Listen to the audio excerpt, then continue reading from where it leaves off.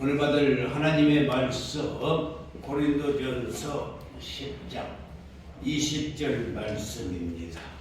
앞에 띄어져 있으니 우리 한숨 목소리로 함께 읽겠습니다. 시작. 무릇 이방인이 제사하는 것은 귀신에게 하는 것이요 하나님께 제사하는 것이 아니니 나는 너희가 귀신과 교제하는 자가 되기를 원하지 아니하노라. 아멘. 옆 사람과 인사합시다. 큰 은혜 받읍시다. 큰 축복 받읍시다. 말씀 듣다가 치료 받읍시다. 이 시간 말씀을 통해서 치료해 줄 믿으시면 큰 소리로 아멘. 아멘 하는 사람은 반드시 치료해 주실 줄 믿습니다. 오늘 본문 말씀을 한번 읽어보겠습니다. 시작.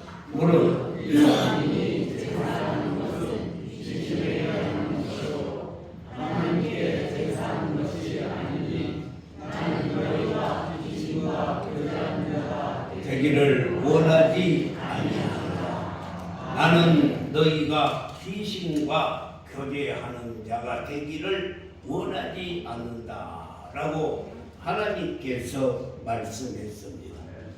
그래서 오늘 본문 말씀 때문에 명절이 매우 괴로운 사람이 있어요. 조상들의 제사 문제 때문에 신앙적인 갈등을 겪고 있는 성도들도 이 자리에 있을 것입니다. 마음속으로는 내가 제사를 드릴 수 없는 하나님의 자녀인데 하는 갈등이 있는 분들, 지금 이 자리에 계신 분, 오늘 명절 조상 제사에 대해서 말씀드리고자 합니다. 오늘 말씀을 통해서 여러분들의 신앙에 바른 정립이 되기를 주님의 이름으로 축복합니다. 그럼 우리는 왜 조상들에게 제사를 드려서는 아니 되는가? 우리가 제사를 드려서는 아니 된 이유를 오늘 말씀을 하고 있는데, 첫 번째로 제사상을 차려놓아도 돌아가신 부모님이 받아 먹지 못하기 때문에 드릴 필요가 없다는 것입니다. 우리가 아무리 정성 들여서 많은 음식을 장만해 놓고 조상들에게 제사를 드린다 해도 조상들이 와서 그것을 먹을 수가 없는 것입니다. 사랑하는 성도 여러분, 사람은 한 번 죽고 나면은 다시 돌아올 수가 없는 거예요.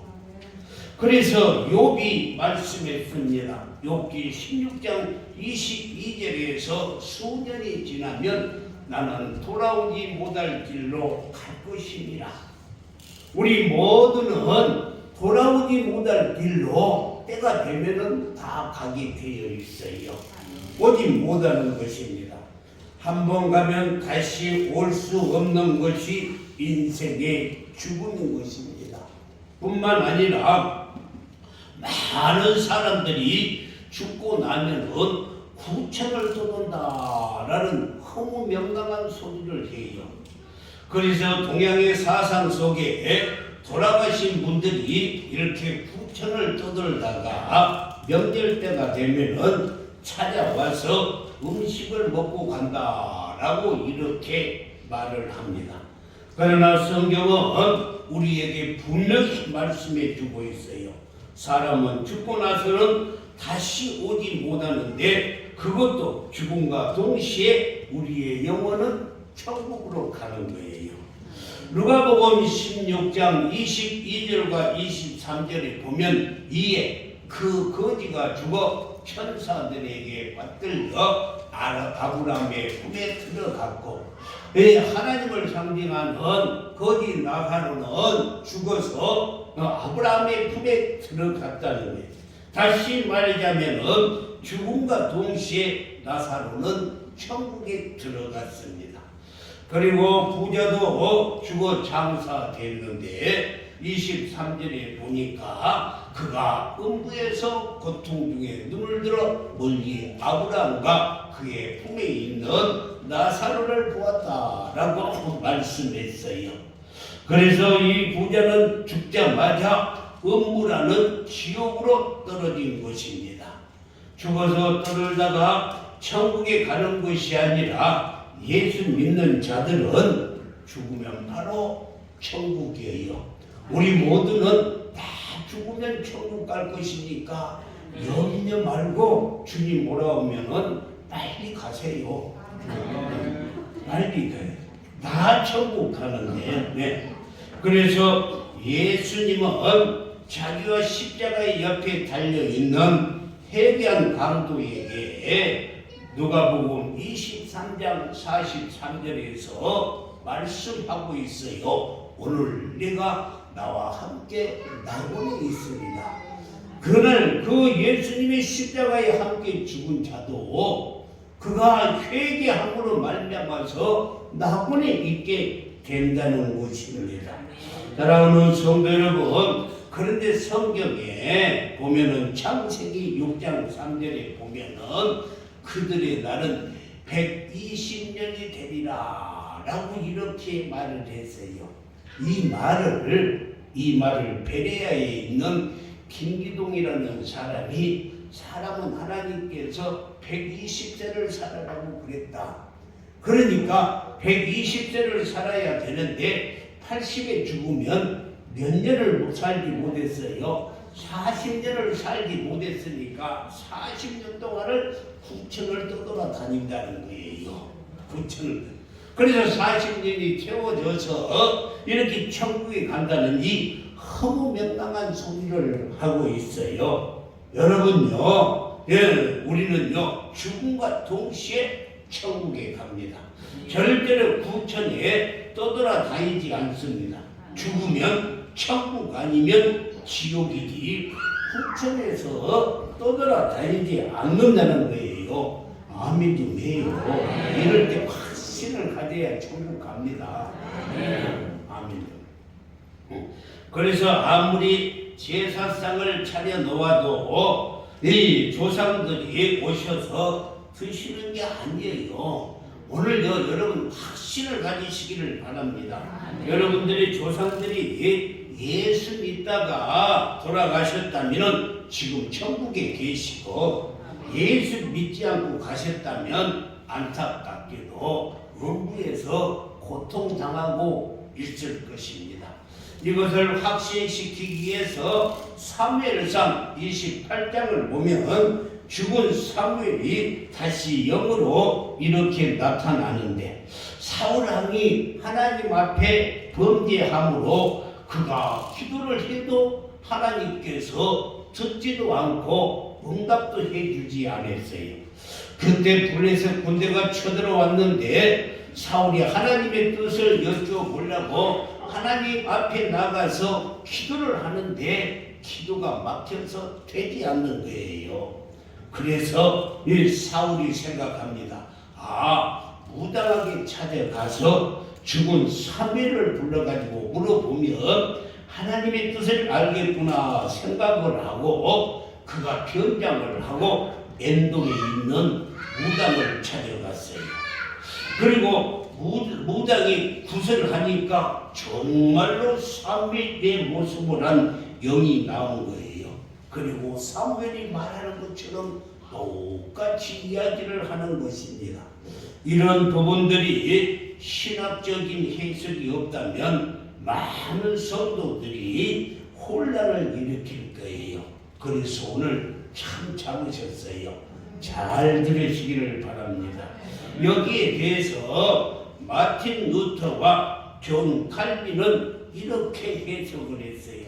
사무엘의 영이 땅에서 올라온 것은 진짜 사무엘이 아니라 사단에 의해서 조작된 영적 존재다. 다시 말하자면 귀신이 사무엘의 모습을 하고 나타난 거짓된 영을 말하는 거예요. 여러분 잘 들어야 됩니다. 그러니까 귀신도 영이기 때문에 살아생전에 사무엘의 모습을 알고 있었기에 사무엘의 모습으로 가장을 하고 나타난 거예요. 가장을 하고. 그렇다면 명절에 설날이나 제삿날이 돌아오면은 돌아가신 이 조상들이 꿈에 나타난 것은 누가 나타났을까? 설교는 듣고 계세요? 지금 누가 나타났어요?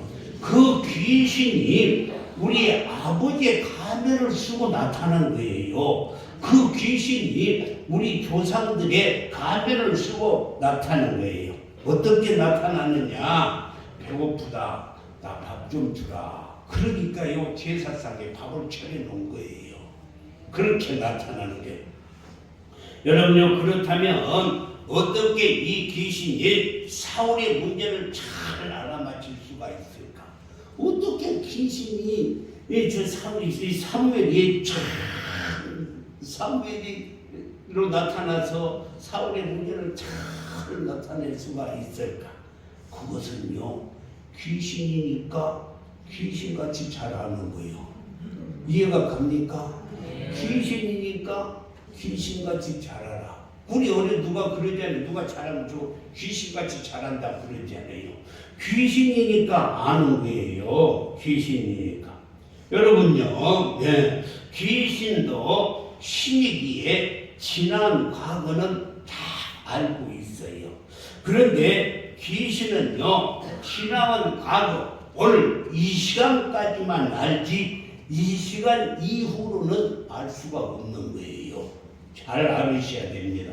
그렇다면 이 시간 이후는 누구만 아는가? 예수님만 아시는 거예요. 할렐루야. 네, 예수님만 아시는 것입니다. 여러분요, 점쟁이 찾아가 점을 보면 지나간 과거는요 잘 맞춰요. 그래서 쪽집게같이 잘 맞춘다 그래요. 그런데 앞으로 될 일은 전혀 모릅니다. 역사가 영어로 히스토리예요. 이 말은 히스 스토리, 그러니까 예수님의 이야기가 역사예요.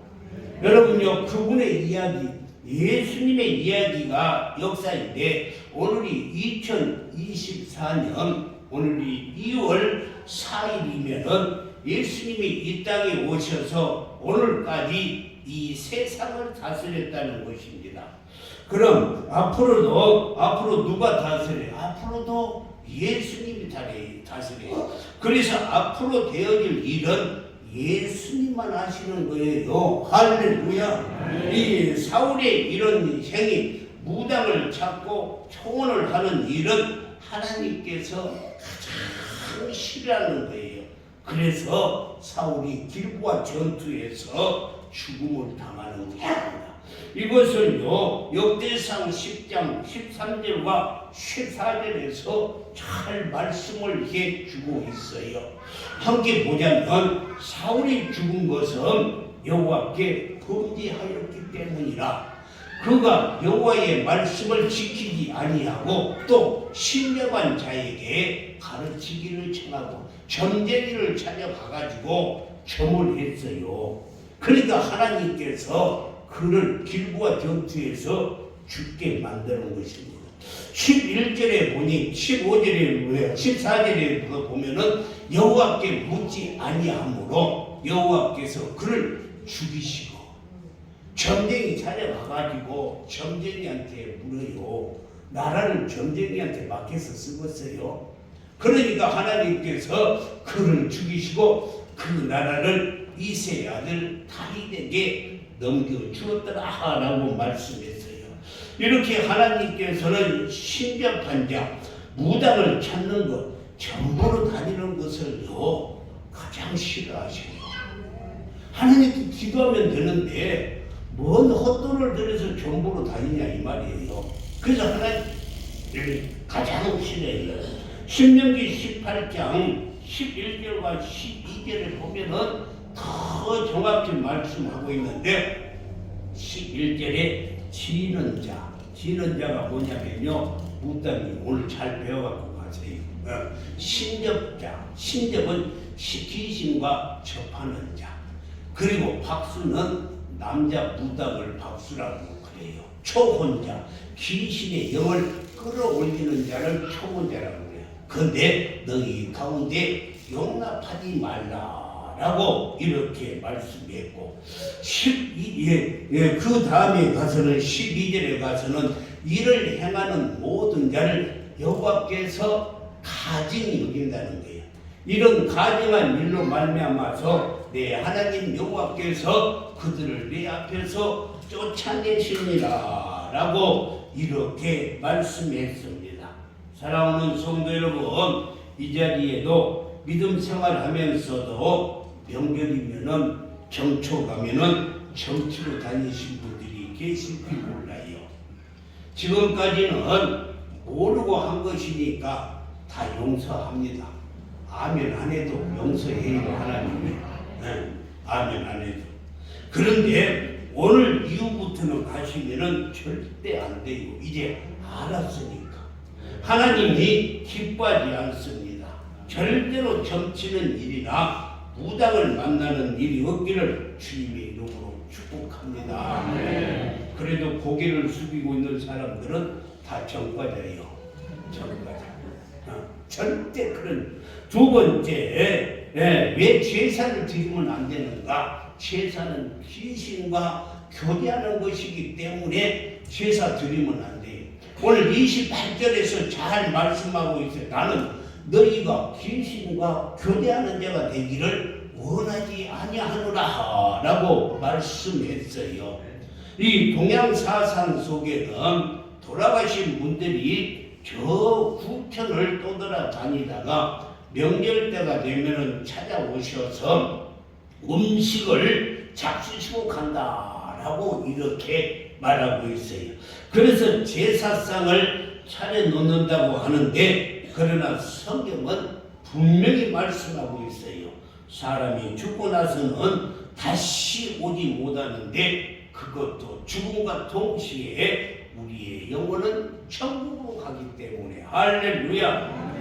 여러분 가운데 이렇게 생각하실 분이 있는지 모르겠어요. 목사님, 나는요 귀신을 섬기려고 제사를 드린 것이 아니고, 돌아가신 부모님께서 이 땅에 살면서 너무너무 고생을 많이 하셨는데, 돌아가셔서 가지고 구천에 떠돌아다니면서 품고 계시면 어떡하겠어요? 그게 너무 짠해서 제사를 드립니다.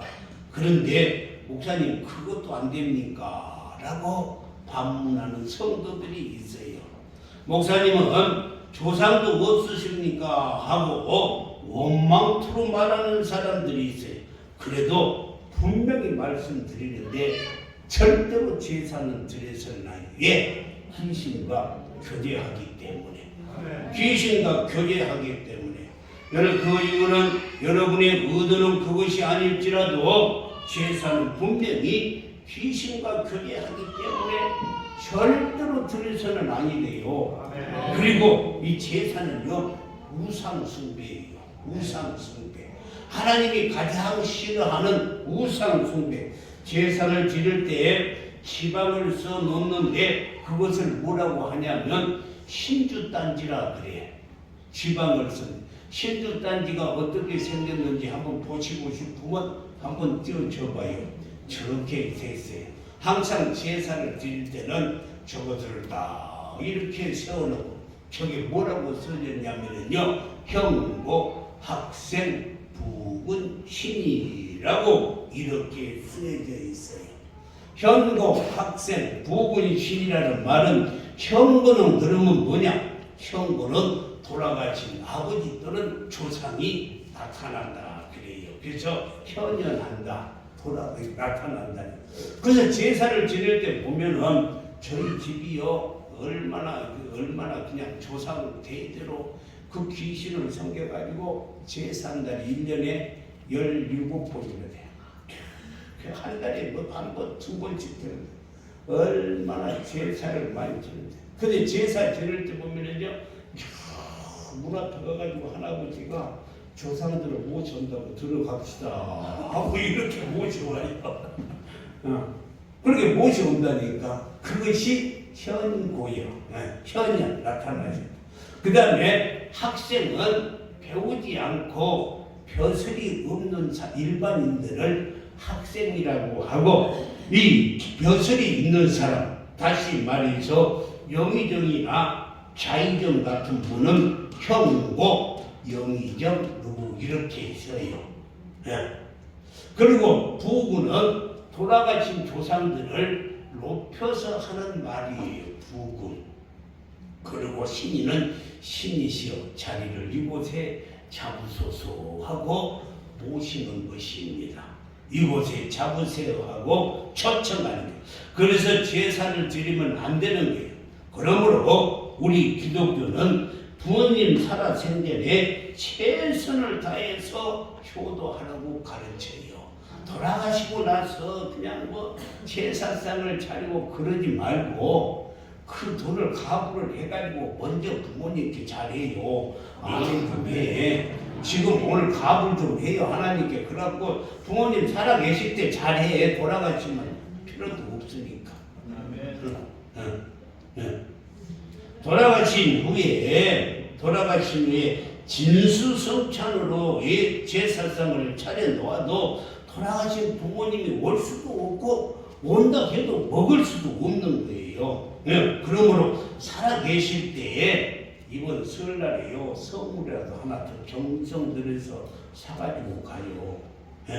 그리고 살아계실 때 전화라도 한 통화라도 더 하고, 그리고요 선물이라도 하나 더 사세요. 아멘도 안 해요. 아멘도 안 해요.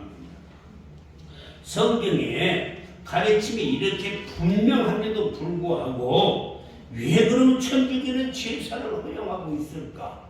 궁금하지요. 왜? 이것이 우리 성도들의 질문이기도 해요. 사실 천주교가 1784년에 우리나라에 처음으로 들어왔을 때는 제사를 허용하지 않아가지고 그냥 무려 10,000명이라는 많은 천주교 신자들이 다 목숨을 잃었어요. 우리는요 유교잖아요.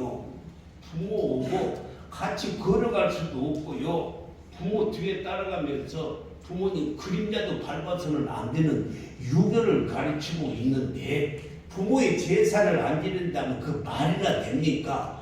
그래서 천주교가 처음에 들어갈 때 제사를 안 지내니까 다 잡아주겠어요. 얼마나 많이 잡아주겠는지요. 내가 다 찾아봤어요. 한번 띄워줘. 1791년에 신의 교라, 1801년에 신유년에 나타났다 해서 신유교라니, 1827년에 정해년에 나타나서 정해교라, 1839년에 기해년에 교란이 일어났다. 그리고 대원군이 1866년에 병이 교란 때 6,000명이나 되는 천주교인들을 다 죽였던 거예요. 그래서 무려 10,000명이나 되는 이상의 사람들이 목숨을 잃었어요. 천주교가 처음 들어. 그런데 1940년 12월 8일 날 로마 교황이었던 피우스 12세가 칙령을 내렸어요. 왜 칙령을 내렸냐면 1940년대는 이때가 세계 제2차 대전 때예요. 독일과 일본과 이탈리아가 동맹해서 세계 제2차 대전을 일으켰잖아요. 그래서 정치적으로 이 일본하고 로마하고 독일이 똘똘 뭉쳐 있었어요.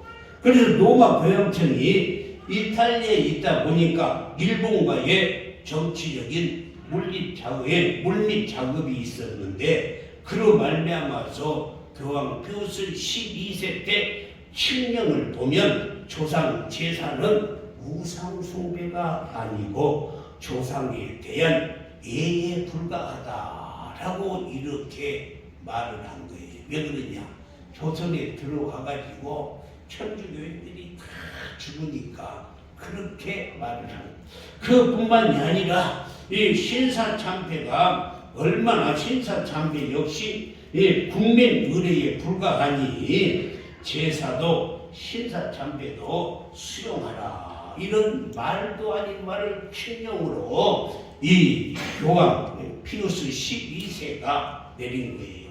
신사참배가 얼마나 분명한 우상숭배입니까? 이 살아있는 사람 일본 왕을 천황이라고 해가지고 그를 숭배하는데 얼마나 그래서 주기철 목사님이나 손양원 목사님이나 이기풍 목사님 같은 분들은 신사참배를 거부하다가 감옥에 가서 순교했어요.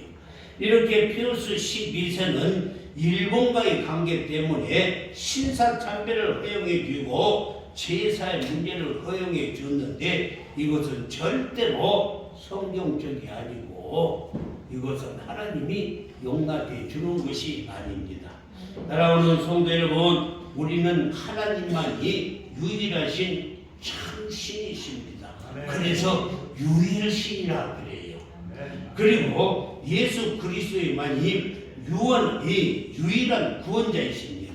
그래서 천주교의 이러한 태도를 뭐라고 말을 하면 수용주의라 그래. 뭐든지 갖다 다 수용하니까 수용주의라 그래요. 수용주의란 것은 기독교만 구원이 있다고 말하지 않고 불교에도 힌두교에도 유대에도 다 구원이 있다는 거예요. 이것이 바로 혼합주의, 요즘으로 말하자면 종교 다원화주의라는 것입니다. 잘 들으세요. 하나님께서 가장 싫어하는 것이 종교 다원화주의입니다. 왜 그러냐? 예수 그리스도에만이 구원주가 되시는 거예요. 그런데 다른 사람에게도 구원이 있다는 거예요. 그래서 우리는 천주교와는 도저히 가까이 할 수 없는 당신이요. 천주교와 도저히 가까이 할 수 없는 당신. 우리는 성경 66권만을 참된 하나님의 말씀으로 믿지만 천주교는 또 외경이라는 것을 믿고 있어요. 그리고 그들은 마리아를 통해서 기도를 하는데 우리는 유일한 중보자이신 예수님만 믿고 기도하는 거예요. 아멘. 잘 들으세요. 중보자는 오직 한 분밖에 없습니다. 한 분밖에 없어요.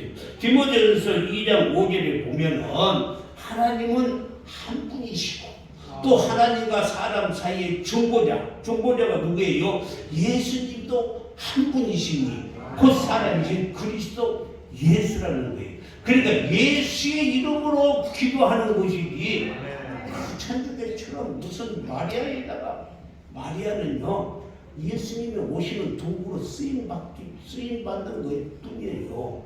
할렐루야. 할렐루야. 우리는요 천주교는 수용교를 가지고 있는데 우리는 그래서 절대주의예요. 예수 그리스도만이 유일한 구원자이십니다. 그래서 요한복음 14장 6절 말씀에도 나로 말미암지 않고는 아버지께 올 자가 없다. 나로 말미암 예수님 아니고는 천국에 갈 수가 없는 거예요. 사도행전 4장 12절 말씀을 보면 천하 사람 중에 구원받을 만한 다른 이름을 우리에게 주신 일이 없어요. 예수 외에는 다른 이름으로 갈 수가 없어요. 그러니까 석가모니도 공자도 맹자도 다 아니에요. 예수. 다른 이로서는 구원을 받을 수 없나니 천하 사람 중에 구원받을 만한 다른 이름을 우리에게 주신 일이 없어요. 그래서 우리는요 예수님만 경배하는 것입니다. 사도적 신앙, 개혁 신앙 토대 위에 예수 그리스도가 유일한 구원자이심을 믿고 믿음의 반석 위에 굳게 서시기를 주님의 이름으로 축원합니다. 이렇게 우리가 제사를 용납해서 안 되는 것은 제사가 곧 귀신과 교제하는 것이기 때문에 아니 된다는 거예요. 그렇다면은 제사를 지내지 아니하고 그렇다면 어떻게 하는 방법이 없을까 해서 그 정말 유일한 방법이 하나 있는데 세 번째로 조상 제사 대신 추모 예배를 드리면 됩니다. 할렐루야. 추모 예배라는 대안이 있어요. 그래서 우리는 추모 예배를 드리는데, 사실 설날에도 우리는 제사를 드리기보다는 설 감사 예배로 드렸으면 좋겠어요. 그리고 돌아가신 부모님들이나 조상들 기일에, 다시 말하자면 제사날 추모 예배로 드렸으면 좋을 것입니다. 그런데 추모 예배를 드릴 때 예배와 제사를 잘 구분을 해야 돼요. 예배와 제사를 잘 구분하자. 시작. 예배와 제사를 잘 구분하자. 어떤 집에 가보면 추모 예배를 드리면서 제사상을 다 차려요. 차릴 필요 없어요. 차리지 마세요. 북어대가리 갖다 올려놓고 사과도 올라와 있고 밤도 깎아서 올라와 있고 감도 대추도 있고 배는 밑에를 다 잘라가지고 또 세 개를 놔요. 참 그것도 삼신을 믿어서 그래요. 세 개를 다 사과도 다 밑에 잘라가지고 세 개를 올려놓고 또 뭐 반찬도 세 가지씩 이렇게 하고 참 기가 차. 어떻게 그렇게 정성을 드리는지 모르겠어. 하나님께 그렇게 정성을 드려봐요. 여기 올려놓고 예배를 드린다고 하고 있어요. 이것은 추모 예배가 아니고 이것은요 제사 예배요. 제사 예배. 절대 그렇게 해서는 아니 됩니다. 그냥 예배를 그냥 먼저 드려요. 잘 들으세요. 가족끼리 모여서 예배를 먼저 드려요. 하나님께 감사하고 하례를 주님께 맡기고 도와주신 하나님께 영광의 예배를 드리는, 그리고 나서 식사를 하면서 추모 순서를 하는데 그때도요 밥상을 제사상 차리듯이 무슨 홍동유서 이런 것을 잊어버려요. 다 잊어버리는데 또 목사님 가르쳐주고 가면 홍동 이런 거 다 잊어버리고 그거 할 필요 없어요. 하지 마시고 그냥 맛있는 것은 밥상 한 가운데 먹기 편리하게 놓으면 돼요. 그리고 추모 순서를 이렇게 하면 됩니다. 돌아가신 부모님이 나에게 주셨던 교훈을 자녀들에게 이야기해 주는 거예요. 우리 아버지는 어떻게 살아셨다. 우리 할아버지는 어떻게 하셨다. 그리고 부모님께 사랑받았던 것을 또 말씀을 자녀들에게 나누어 보기도 하고, 그리고 동기간끼리 힘들고 어려웠던 이야기를 나누면서 격려해 준다면 이것이 가장 아름다운 추모 순서가 될 거예요. 혹시 이 가족 중에 믿지 않는 분이 아주 강하게 주장하는 바람에 추모 예배를 드릴 수가 없어서 제사를 드릴 때는 어떻게 하는가? 부모님 살아계실 때는 그렇게 불효하고는 부모님 돌아가시면 제사상을 그렇게 정성들이 드려요. 왜 그러냐면 자기가 부모님 살아계셨을 때 효도를 못해서 그냥 제사는 그렇게 정성들이 드리려고 해요. 예, 그런 분들이 있을 때 여러분들 그 제사를 드릴 때 그러면 우리는 어떻게 해야 되는가? 가지 말아야 될까? 아니에요. 그러면 제사에 꼭 참석해서 가족 간에 우애가 깨지면 안 돼요. 가족 간에. 그래서 제사에 꼭 참석해서 제사에 가셔도 여러분들이 봉사할 것이 있으면 앞장서서 해야 돼요. 음식 병만 해놓으면 시계 보고 있다고 가지 말고 준비하기 전에 먼저 가서 함께 준비해요. 괜찮으니까. 먼저 가. 그리고 돈 낼 일이 있으면 10만 원씩 거둡시다 하면은 우리는 20만 원, 30만 원 내요. 하면은 한 사람 될 수 없을 줄 알아서 돈 내라고 그러니까 돈을 더 내요. 그래야 돼요. 그래서 믿지 않는 가족들에게 그 거부감이나 상처가 되지 않도록 우리가 솔선수범해요. 대신 그런데 한 가지만 잘 지키면 돼요. 절할 때만큼은 서서 나는 가족을 위해서 형제들을 위해서 기도할 테니까 양해해달라고 정정하게 부탁하면 먼저 와서 다 준비해 주었지. 돈도 2배, 3배나 냈지. 그러면 반대할 형제간들이 없다니까. 돈도 안 내고 늦게 와가지고 내가 기도할게요. 그러면 좋아할 사람 한 사람도 없어요. 먼저 가서 준비하고 그리고 돈도 많이 내고 그러면 기도한다고 해도 누가 말 못해요. 네, 네. 그리고 그 자리에서 가족들을 위해서 동기관들을 위해서 축복 기도하세요. 그렇게 몇 해만 지나다 보면 가족들도 감동받고 그리고 성령께서 인도해 주셔서 반드시 예배하는 날로 하나님께서 인도해 주세요. 인과 기도라는 말이 있는데 인과 기도는 가족을 참된 구원의 길로 인도하는 것인데 내가 솔선수범하고 먼저 가서 봉사하고 또 돈도 많이 내고 모범이 될 때에 그것이 인과 기도가 되는 거예요. 그러므로 여러분요, 나는 예수 믿으니까 절대 제사 지내는데 안 간다. 그러면은요, 형제간에 우리 등주고 살아요. 가서 열심히 하고 돈도 많이 내고 기도하면 하나님께서 그 기도 들어주시고 온 가족을 하나님께로 인도하여 주실 줄 믿습니다. 금년 설에는 반드시 이렇게 추모 예배가 되기를 주님의 이름으로 축복합니다. 기도하겠습니다. 하나님